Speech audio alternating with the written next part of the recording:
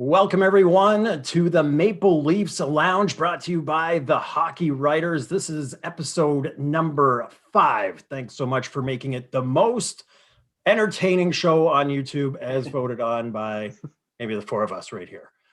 That's okay. We're building the audience. We're getting there, and we enjoy talking about the Maple Leafs in the lounge. That's why we're here tonight. We are joined by Jim Parsons Sr., aka the Old Prof, Peter Baracchini, also a co-host for Sticks in the Six podcast. And we've also got Alex Hobson, the rookie on our team. And I'm your host, Kevin Armstrong. Let's jump right into this one because not a lot of on ice to talk about from the last week. Not even going forward. It's been kind of quiet, but just because not a lot of on ice is going on, there's still lots to talk about with our Maple Leafs that everyone loves to talk about. So we got to go with the number one story right now, the goalies and the goalie controversy. I didn't want to say it way back when one of my first Maple Leaf weeklies, I said, brewing goalie controversy, and everyone freaked out. But, Campbell did very well in net once again, 4-0. The stats are looking good. The team plays well in front of him, and we all know how much Frederik Andersen's struggling here. So, Peter, let's start up with you. Where are you pinpointing the goalie situation in Toronto right now? It's getting interesting. It really is, to say the least. I mean, the way that Jack Campbell is played, albeit a very minimal amount of games, only 4 games, he's risen to occasion every single game, and he's going on back-to-back shutouts. I believe his streak right now is 69 saves and 133 minutes without allowing a goal. And that is very impressive considering that, he's dealt with the same injury twice this season. And for him to battle back, for him to still have that positive attitude and energy, it's infectious on the team right now. They build off it, and it's a major factor going forward. And after that performance, it's now Sheldon Keefe has a decision to make. I mean, granted that Frederik Andersen is still dealing with an injury. We don't know if he's still going to suit up against Ottawa. But as of now, my guess is that Jack Campbell is going to be the starter for that game, and he should be getting more starts going forward. Mm-hmm. Old Prof, what do you think? I know we all love Frederik Andersen in these parts, but performance just hasn't been there. I think he's injured, actually, and I think he's been injured for a while. And probably he played because although Michael Hutchison only had that one bad game, really, where he let in a couple goals, I think 2 goals on 3 shots, and then was pulled.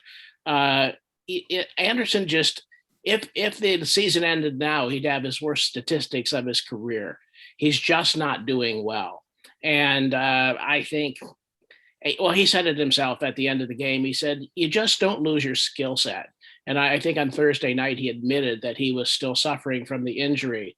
But Campbell's amazing, actually. And one of the things I like about Campbell is he's just so positive. In fact, I was thinking about writing a post on the 5 Maple Leafs I'd like to have as neighbors. And Campbell's the first one that comes to mind. Because my dad used to say, wherever you go, there you are. And what he really meant by that is hang around people who are happy. Don't hang around people who are unhappy, because they'll make you as unhappy as they are just to feel happy. But Campbell's quite a different sort of a kettle of fish. I mean, he's just so positive. And in fact, I think the players are responding to him.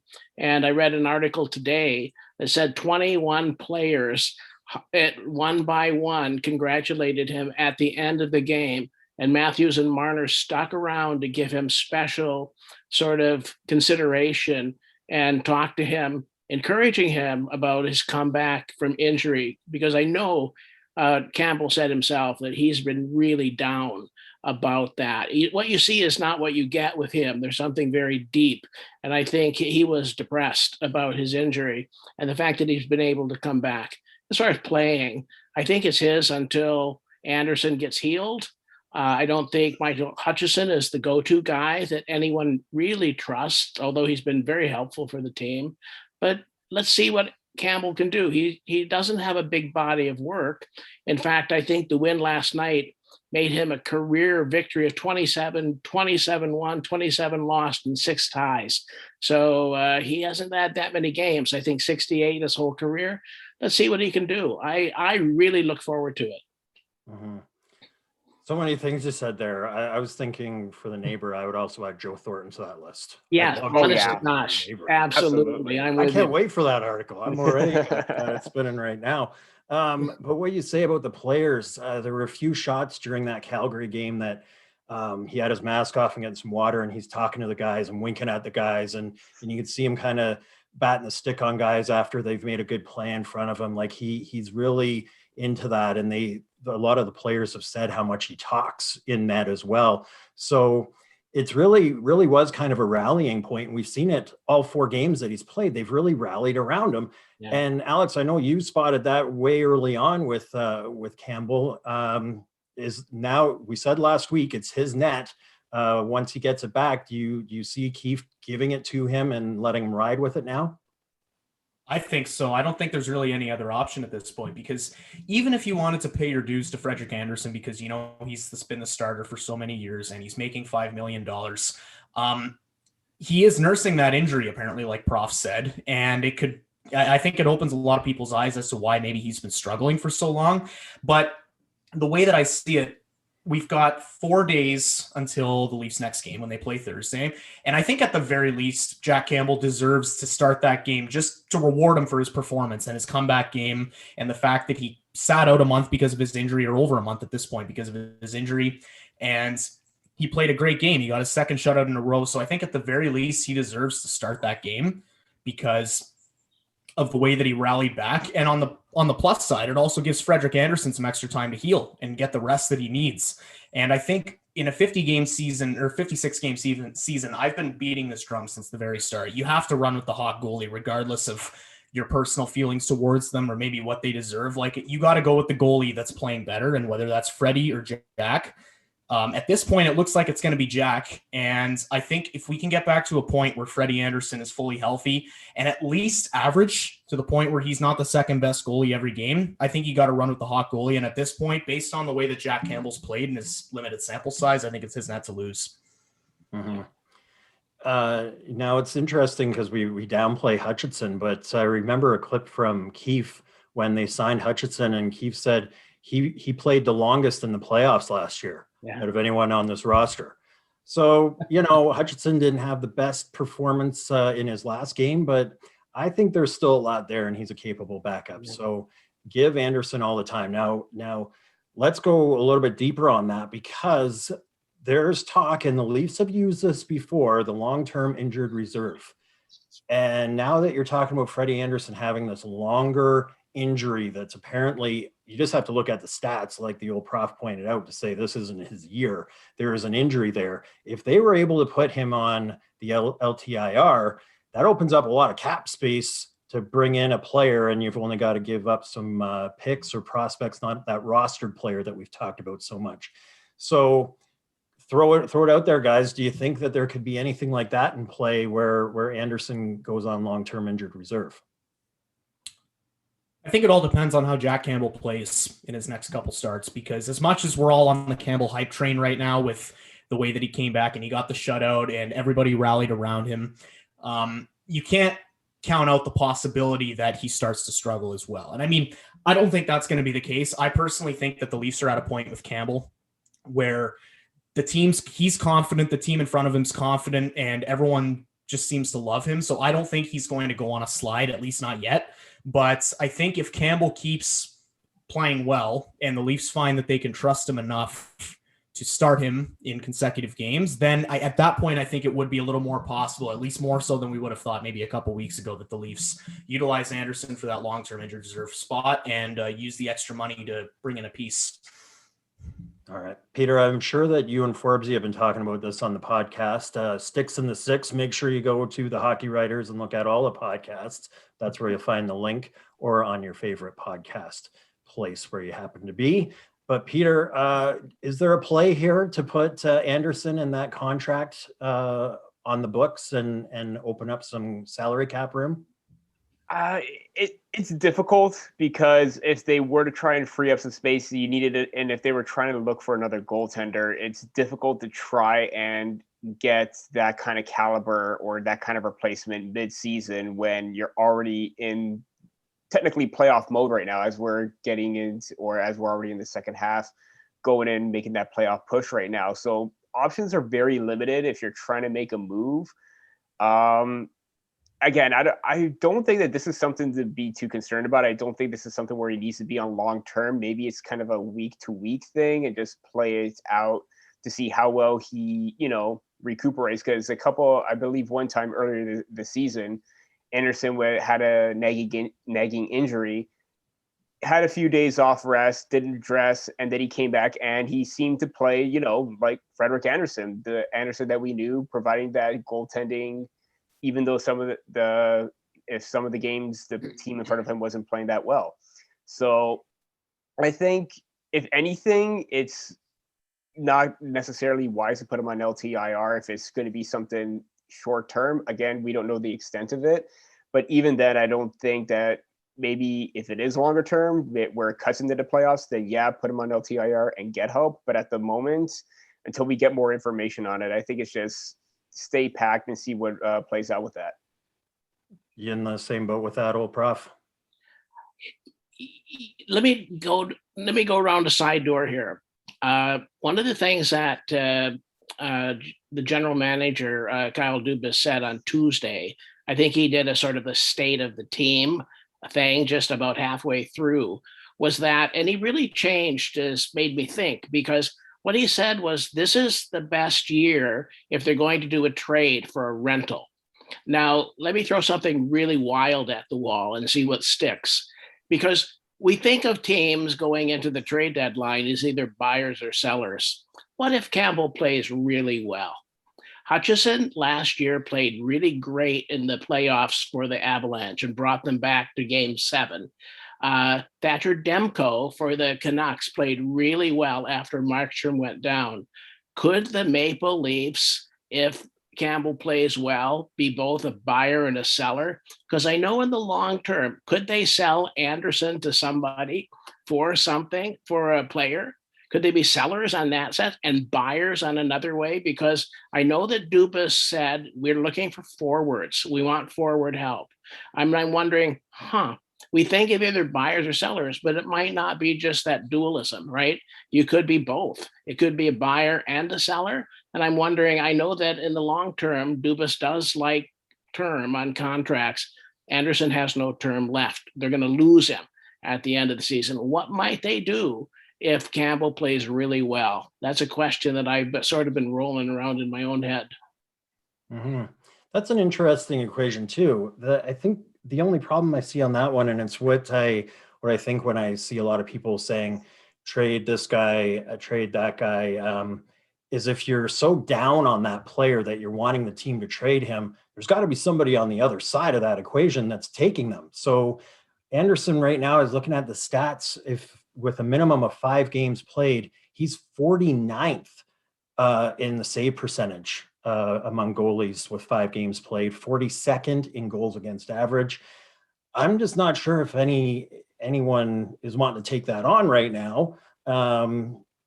And where do you go from there if Anderson does have that contract, unless it's a favor, again, as can happen at deadlines, and we've seen it before. Robin Lerner was a Maple Leaf for about 10 minutes, right? So if those favors are going to happen, maybe that comes into play as well.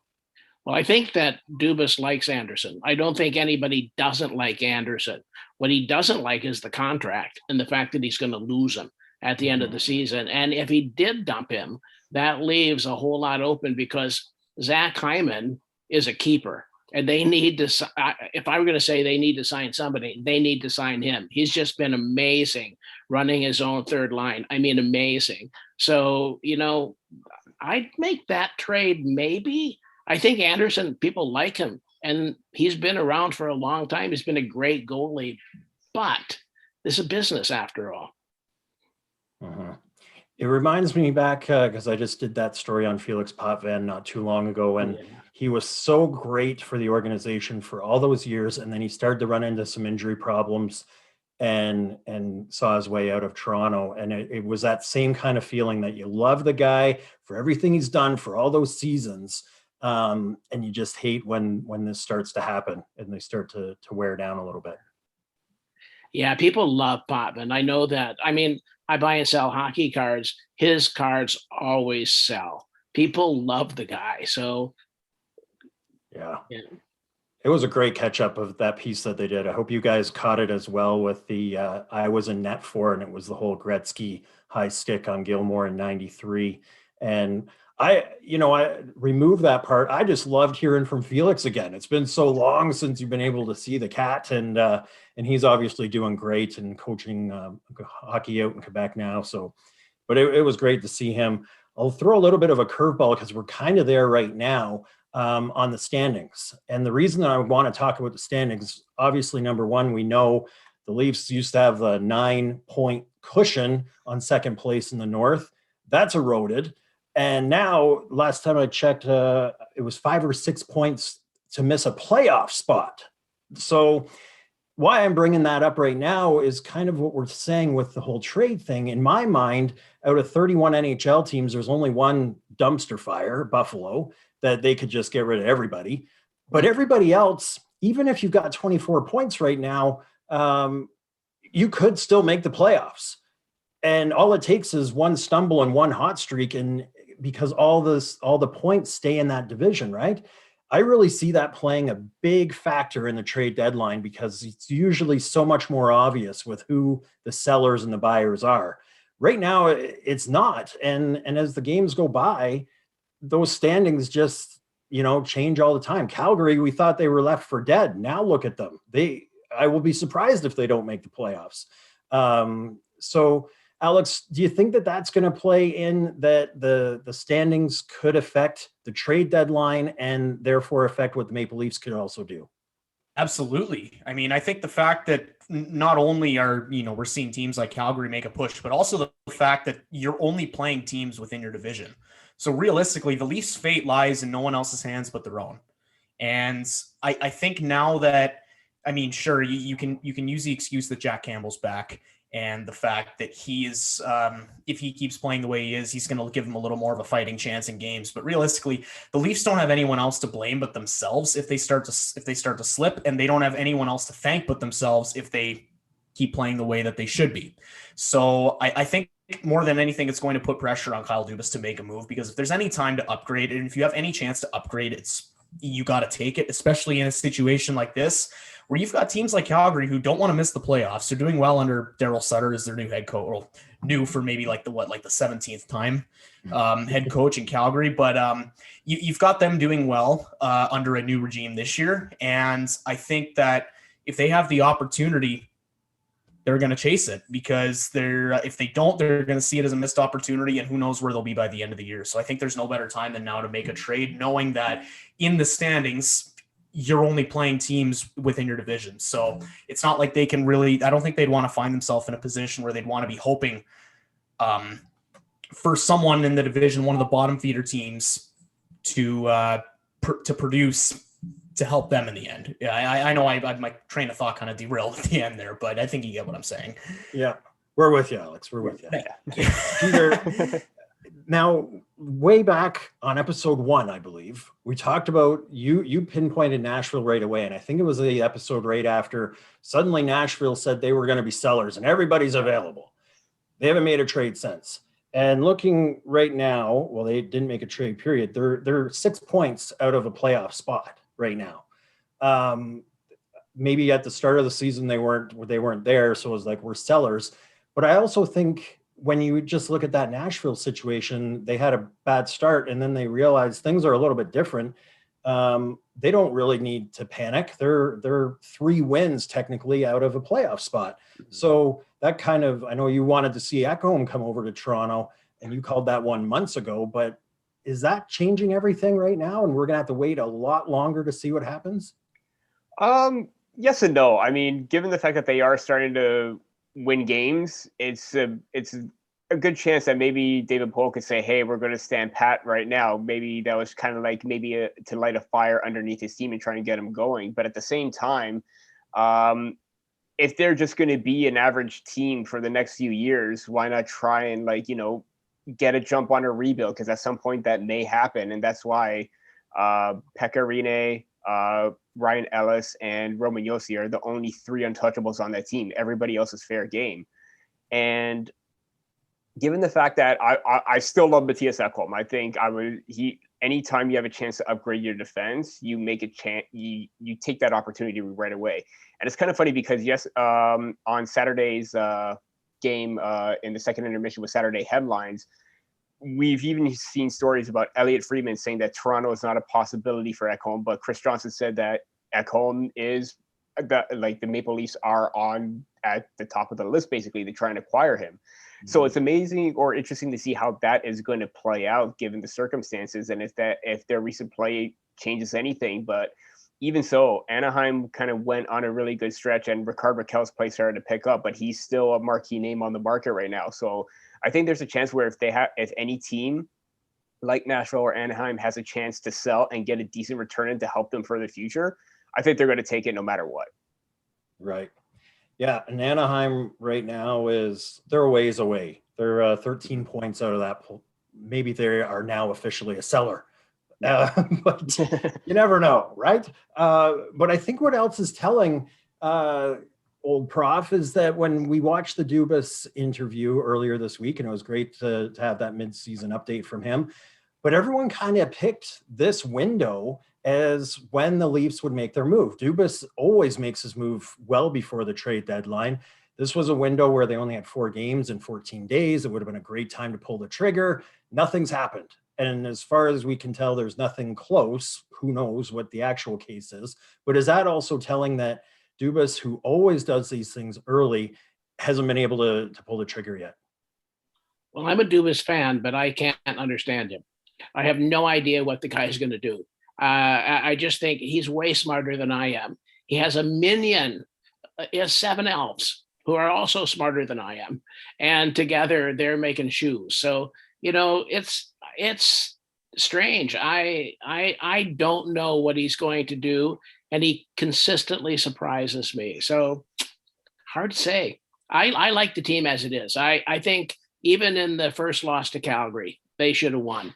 But I mean, it's hard to let in 3 goals in the first period and then come back.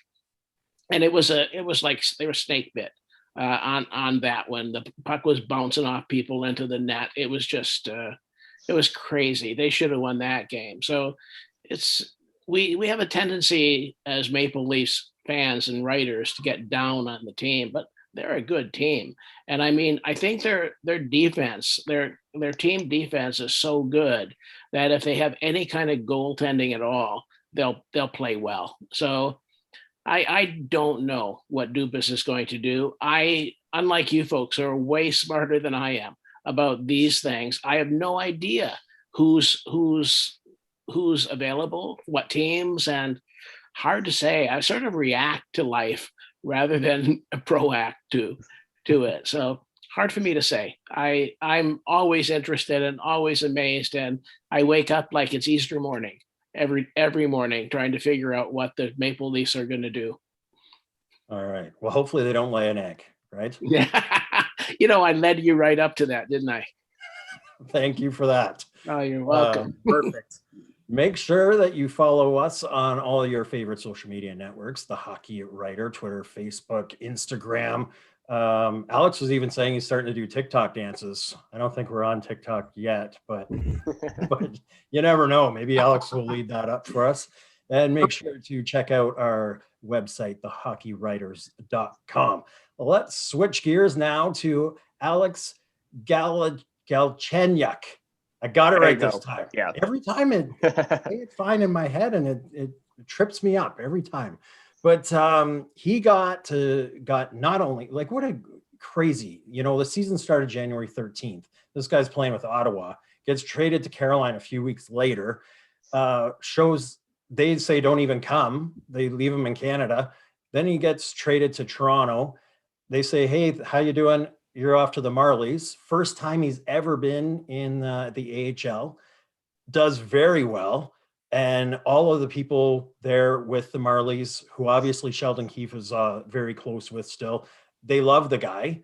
And he gets called up, skips over the taxi squad because Jimmy Vesey gets yanked on the waiver wire, and then thrown on to a John Tavares, William Nylander line. Like, are you kidding me? This has all happened in a 2.5 month span for this guy, 2 months. Alex, I know you wrote an article on Alex and Alex. So I just don't want to say his last name again because I stumble on it every time. There you go. So what do you think of the wild ride that he's had? Well, I want to preface this by saying, just going back to what we were talking about before, I would not put any money on me paving the way to the Hockey Writers TikTok. I'm a very conservative TikTok user. So, no, I've been a big fan of the way that the Leafs have handled Alex Galchenyuk. I think after starting the season in Ottawa, and he was getting limited ice time in Ottawa. I think he was mostly playing in their bottom six, if I'm not mistaken. He only had 1 goal through 8 games. We all know how bad Ottawa's been this year. So I think he really needed a confidence boost. He hadn't played hockey in almost a month. And I think the way that they handled him, the fact that they didn't just kind of acquire him, throw him on the 4th line in place of VC for a few games, and then just make a decision based off of that, I think will end up really benefiting him in the end. And I like the fact that they sent him to the minors. They let him get some top line minutes in there. Like Sheldon Keefe mentioned at one point that not all players would respond well to getting sent to the AHL, especially a guy like Galchenyuk, who was a 3rd overall pick once upon a time. So you think that they wouldn't ever be at a point where, or you think he would never have to be at a point where he'd have to go to the AHL, but he responded well to it. He put up 8 points in 6 games when he was down in the AHL. And now they've got him in a position where if he's going to succeed, he is really going to succeed. I mean, we know that he was drafted 3rd overall for a reason. He's got the skill set and the tools to be an effective offensive player at the NHL level. And I think when you stick him alongside guys like John Tavares and William Nylander, I personally think throughout those first 2 games that he played, he did not look out of place. He was really hard on the puck. And I remember, I think this was Chris Cuthbert on the Sportsnet broadcast who said it, but he said that Galchenyuk looked good in the one aspect that he could control, which was his effort.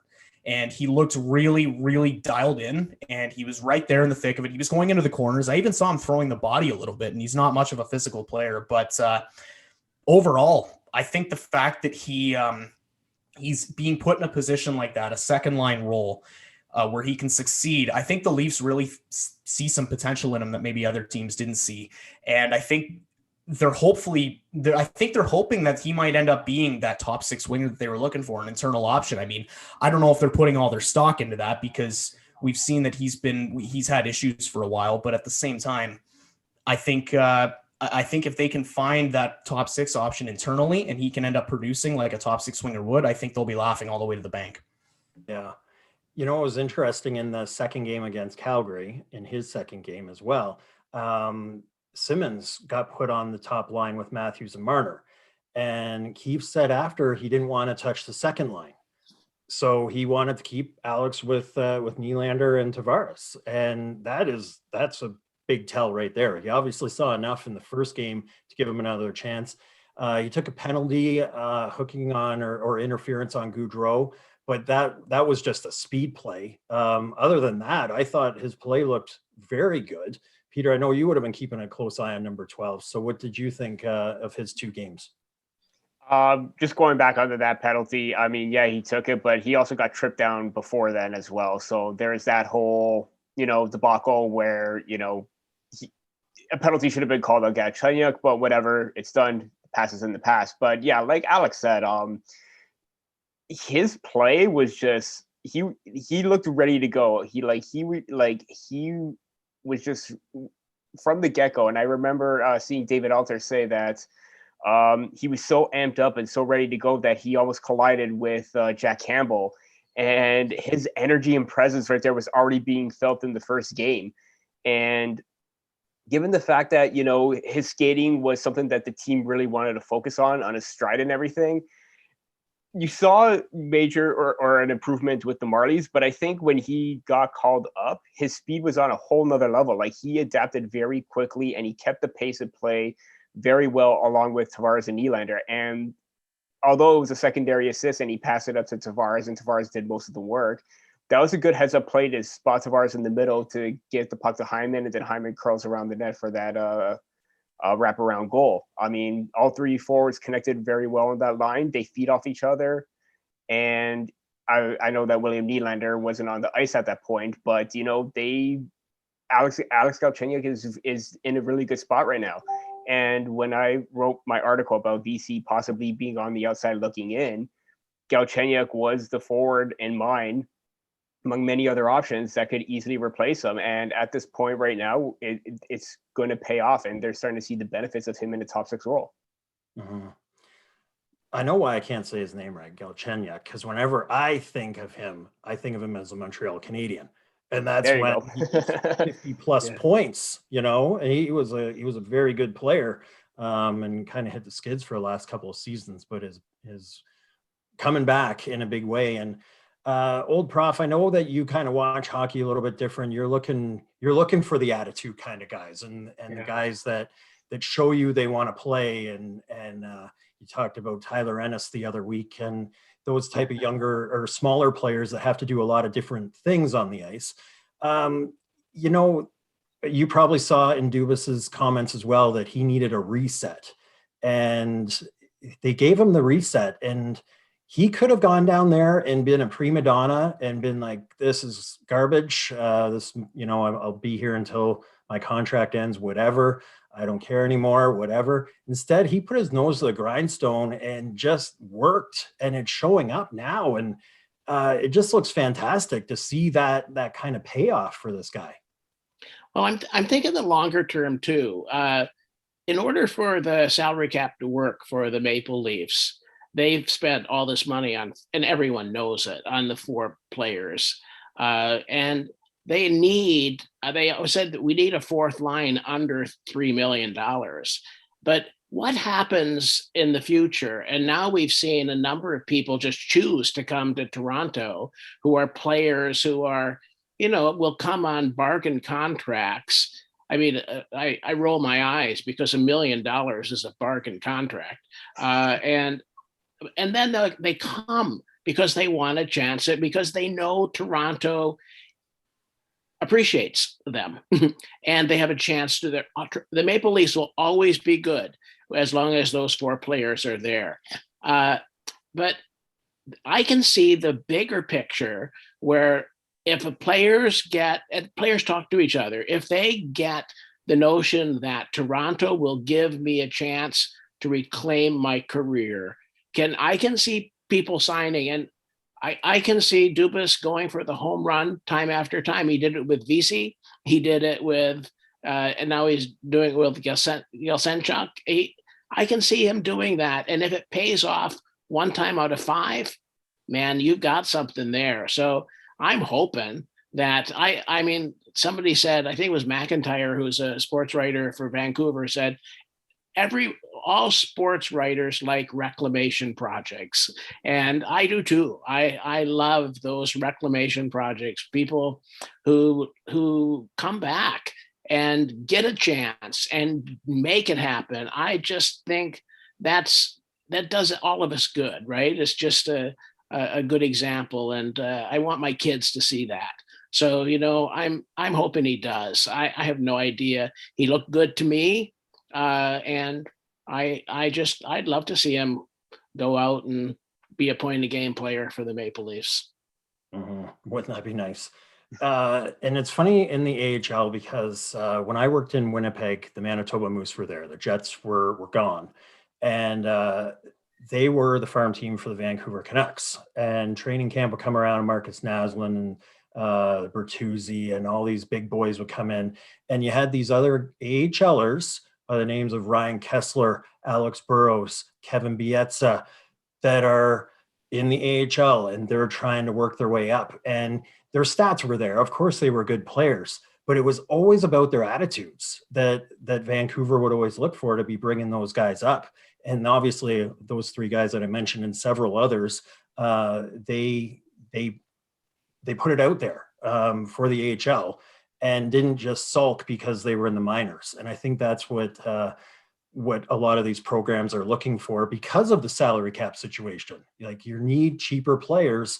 And like you said, that's could change things in Toronto going forward for sure. Make sure, if you're liking what you're hearing and watching right now, that you subscribe to our YouTube channel and check out the Maple Leafs Lounge every week. And there's also, as you'll see on the channel, several other hockey teams that have a little bit of a roundtable with their team as well. So lots of things to talk about and watch on this great YouTube channel of the Hockey Writers. So next up is the line combinations. Oh boy, it's fun to watch what Keefe does. But okay, so when do we settle in on what the lines are? Because I thought that the hem line of Hyman, Engvall, and Mikheyev, that's an untouchable. That's a great line. They were producing. They were really good out there, right? And then things just changed. We had Thornton on the top line for a while there, then the injuries and whatever, that got all switched around. That second line is always somebody skating different. So we're over the halfway mark. When does Keefe decide on his line combinations going forward, Peter? Yeah, I already thought that maybe at the halfway point or heading into this break, he would have set everything in stone. But at some points, sometimes the players just aren't clicking. And we saw that with Joe Thornton at times. I mean, as good as he's been all season so far, he just kind of, maybe the age started to show where maybe it was starting to be a little bit of a decline where, Matthews and Marner are playing at a pace that he just can't keep up. So maybe they brought him down to the third line. And that's where we saw him in the last game where Wayne Simmonds comes up, providing more of that speed, more of that energy. But yeah, it's interesting because every single time, even when he's trying to get things going mid-game, he busts out the line combinations and he just tries to juggle and see what can work to try and give them the best winning chance. And the fact that maybe we're still seeing that, if anything, in a perfect world, he still has 4 solid lines that he can still go to no matter what, especially that Hyman, Engvall, and Mikheyev line that's been, fantastic, even in the Edmonton series that's when they were put together at first. So he has options. He has other outlets that he could possibly use. It's interesting because we've seen line movement before, but with a successful coach like Keefe and the success that the team is having right now, I don't think we should nitpick because he knows what he's doing. I mean, they're in a good spot right now, and that's the main important thing. They could have all the movement, all they want. They could even bring up Jason Spezza alongside Matthews and Marner and see how that works out. And fans will probably still love it. I know everyone loved Simmonds up top with the top line, and he looks pretty good. Whether we see that or not, it remains to be seen. But it's interesting to say the least. No nitpicking. What would we have to talk about? Sorry, what am I thinking? That's what we do. I really liked on Friday night against Calgary, and they came so close to scoring, was Simmonds, Thornton, and Spezza auto line together. Mm-hmm. That was an interesting line that was tried out there as well. But chemistry is one thing that has to develop over a little bit of time. So, Alex, do you start just putting these lines together, even if they're not clicking in game 1, game 2? You got to work on that chemistry, or are you okay with not nitpicking on this and we say that Keefe can juggle all he wants going forward? I think there's a certain line that has to be drawn because I think a lot of the time you've got guys that can slot into different roles. Like Zach Hyman, for example, the other day, he said that he's used to playing with just about anyone on the team. So there isn't anyone on the team that Zach Hyman doesn't have chemistry with. You can slot him in on the 4th line like he was on the other day, or not the other day, I guess last night, or you can slot him in next to Matthews and Marner and he'll produce wherever he is in the lineup. I don't think there really has been any failed experiments in terms of lines this year. I mean, you could, aside from say VC on the second line with Tavares and Nylander and Mikheyev in the same spot, but we've already moved past that. We've understood that now we've got hopefully Alex Galchenyuk to fill in that second line role, because he's had that little tryout over the past couple games and he's looked good. So I think ultimately there haven't been too many situations where there's been a legitimate problem and guys haven't been clicking and Keefe's had to tinker. I think Keefe's got a lot of options, and I think this is a pretty tight-knit group. So in the end, I think Keefe can try out whatever he wants, and until it gets to a point where there's a certain line that just doesn't work and you can see it even just from sitting at home and watching the game, I think he can continue to juggle as much as he wants, because I think there's a lot of chemistry between everyone on this team. The other thing that I think it does as well is it makes it really difficult for the competition to do line matching, because even in the middle of the game, it'll be a different combination that comes out. You'll see Matthews jump over and it's like, okay, get ready, because here comes whoever, Marner plus, right? And then it's somebody totally different. And you've got to call out which number you've got. Okay, I've got Thornton, I got Simmons this time, whatever it may be, right? Because they're always changing it up. Old Prof, when you mixed and matched students back in the day for their seating, did you find where there's a time to draw the line on finding chemistry with those students when you're sitting them together?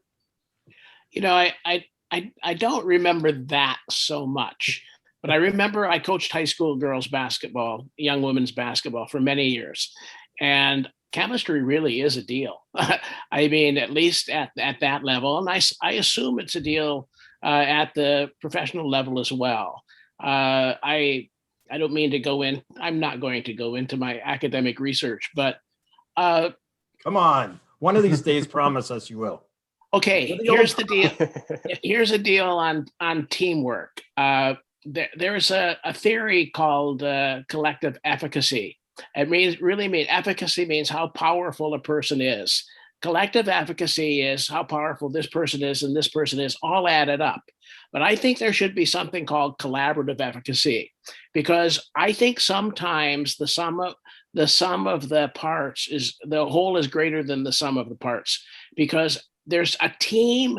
Every once in a while, a team comes together that is so much better than they deserve to be, simply because of the way they relate to each other, the way they fight for each other, the teamwork that they have, etc. And you know what, I'm thinking that, and I really like the Maple Leafs. You mentioned Thornton's good attitude. You mentioned Campbell's good attitude. You didn't mention Wayne Simmons. He also has a space in the team. I think that attitude goes in as a same. You know, they're positive people. They've been around. They're listening. I think that's the tipping stone for this team. I think I like that aspect of the team as well. I don't think it matters who plays on what line. One of the things I've seen is in the special teams, and it may be my imagination, but since Simmons came and stood in front of the goalie on the power play, now we have Thornton doing it. Now we have Zach Hyman doing it. We have these people consistently doing it. I never saw that before, or maybe I never noticed it before. But I think there's some big changes on the team just in the way it plays, and I think those are encouraged by example. And I think Simmons has been a great example for this team. And I think they really are doing well on the special teams because, number one, they're playing great defense. Number two, they're watching people who've been around a long time be successful at it. I think that's the tipping point for this team. I think there's something very special about that attitude. And that's why I really think this might be a good year for the team. See, that's why you're the old prof. We learned something today on this one. When you say Simmons too, I'm sure you guys all saw it. It gives you kind of goosebumps when you see it. When Hyman scored that wraparound goal that you talked about, and Simmons was just, he just pumped loved it and fived him right there, and the whole bench was just up and they were fired up and ready to go and all supporting Hyman and happy with what he did. But Simmons, yeah. I think he would be one of the guys on your street Yeah. too, neighbors. You would never be able to go for a very long walk because you'd No. stop every house, I think, old Prof. Well, they'd all come to my house, I hope, and hang out. I was gonna throw Ilya Mikheyev out there. I think he'd be a good Honest to neighbor God. have. Yeah. He lost the baby face. Did you guys notice in Calgary? He got a bit of a broken nose against Calgary. and I a big did. cut. Yeah. I did. I wasn't sure where that came from. Yeah, I didn't see it either. They just had an ISO of him late in the game with some blood running, and you could Mhm. tell he was leaving it there and hoping somebody's going to get a shot of that. Yeah. Like, Mikheyev's got some blood going Real. there, but the baby face is gone for Mikheyev. Yeah. All right. He's been amazing, though, this year, really. Honestly, he really has played well. And I don't know why he hasn't scored more, but he really has played well. No doubt. And that's when he did have that good game. Well, I shouldn't say good game. When he had the points to show the good game, the whole team was talking about how much he is so special for that team and how hard he works all the time. And that speed burst is just, well, we saw it a couple weeks ago and it's been replayed several times when he beat McDavid to the puck in a foot race down the ice. Like, that was amazing. And every once in a while, like, that's got to keep the defense wondering when 65's on the ice of whoa, we got to play back here, give this guy a little bit of space. Especially on the coming at penalty us. kill. Yeah. Okay, well, we're gonna shelve the tweet talk and everything else for later because we're out of time. And this has been such a positive discussion, and I just can't do it with the old Prof here and Kumbaya. I just can't bring up mean tweets right now. Yeah. But there's enough mean things said about the Maple Leafs right now that it's nice to hear the positive things that are happening with the team and that we like to highlight as the hockey writers. It doesn't mean that we're being fans of them and we don't want to say critical things, but it's too easy to be negative on these guys. And there's so much great things happening around this team, and it's a lot of fun to write stories about. Absolutely. I'm with you. Yeah. For sure. And we're okay with shelving mean tweets for a little while. Yes. Yeah. I actually had a hard time finding any because most of them were all positive, especially with Jack Campbell right now. So Yeah. And to be honest, I unfollowed a lot of places where I was seeing all the negative. I just couldn't deal with it anymore. Every time I opened up my phone, it was something negative. And I'm sure that as much as we want to talk and as much as the media talks, these players aren't seeing a lot of it. It's what's in the room that matters to them. And I think you can tell from this group, from that goal and how the bench reacted, that this group has each other's back, and they're going to be fine. Everyone needs to relax. Yeah. All right. Plus they're rich. Yes. All right. The sun is going down where the old Prof is right now. So we better wrap things up. It's dark where Peter is, I'm sure. It's dark. Oh, Well, we yeah. can see Alex's window, dark behind you. Yeah. We're coast to coast coverage here, everyone. That's why it's the favorite show on YouTube. The passion that unites us all. Subscribe, Definitely. follow, like, comment on all the social media channels as well. Guys, as always, it was awesome talking about this team with you, and I can't wait to see what this week brings, and let's chat about it all again a week from now. Pleasure. Thanks, Kevin. Thanks, guys.